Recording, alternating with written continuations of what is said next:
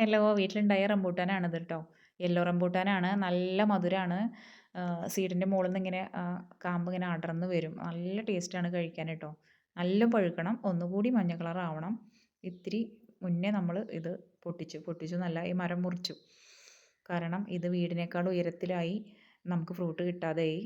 പിന്നെ കറണ്ട് ലൈനിൻ്റെ ഇടയിലൂടെയാണ് മരം നിൽക്കുന്നത്. അപ്പോൾ അങ്ങനെയൊക്കെ പ്രോബ്ലമായിട്ട് ഇത് മുറിക്കേണ്ടി വന്നു കേട്ടോ. നമുക്ക് 3-4 വർഷമായിട്ട് ഇതിൽ നിന്ന് കായ കിട്ടലുണ്ട്. പക്ഷെ നമുക്കൊന്നും കിട്ടലില്ല. ഉയരത്തിലായ കാരണം കിളികളും അണ്ണാനൊക്കെ കഴിക്കും. അതുപോലെ തന്നെ ഒക്കെ പഴുത്ത് വീഴും എന്നല്ലാണ്ട് നമുക്ക് കിട്ടലില്ല. ഒരു പ്രാവശ്യമാണ് നമുക്ക് ആകെ കിട്ടിയത്. നിറയെ കായ ഉണ്ടാവും കേട്ടോ. 50 കിലോയിൽ മേലൊക്കെ ഉണ്ടാവലുണ്ട് കായ. പക്ഷെ അതൊന്നും നമുക്ക് കിട്ടലില്ല.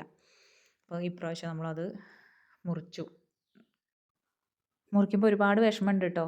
പക്ഷെ മുറിക്കാൻ നിർവാഹമില്ല. അപ്പോൾ ഇനി നമുക്ക് വേറെ തൈ മേടിച്ച് വെക്കണം. നിറയെ ഫ്രൂട്ട് ഉണ്ടായിരുന്നു ഇതിൽ. അതൊക്കെ നമ്മൾ പൊട്ടിച്ചു. പക്ഷേ നമ്മൾ മുറിക്കാൻ ഇത്തിരി മുന്നേ മുറിച്ചു. ഒരാഴ്ച കൂടി കഴിഞ്ഞിട്ടായിരുന്നെങ്കിൽ കുറേ പഴുത്തിട്ട് കിട്ടിയിരുന്നു കേട്ടോ. ഇത് കുറേ പഴുത്തിട്ടും കുറേ പഴുക്കാറായിട്ടും അങ്ങനത്തെ ഒക്കെ അവസ്ഥയിലായി. ഉള്ളത് എന്തായാലും നമ്മൾ കുറേ ഉണ്ടായിരുന്നു. അതുകൊണ്ട് തന്നെ കവറിലാക്കി അടുത്ത വീടുകൾക്കും ഒക്കെ കൊടുത്തു കേട്ടോ. ഇത്രയും അല്ല കേട്ടോ, കുറച്ച് ഇനി പുറത്തിരിക്കുന്നുണ്ട്. കുറച്ച് ഇനി പറിക്കാനും ഒക്കെ ഉണ്ട് കേട്ടോ. ഇപ്പോൾ ആ തൈക്ക് പകരം വേറെ തൈ വെച്ചു. ഇനി അത് കായാവുന്നത് വരെയുള്ള വെയിറ്റിങ്ങിലാണ്. അപ്പോൾ ബായ്.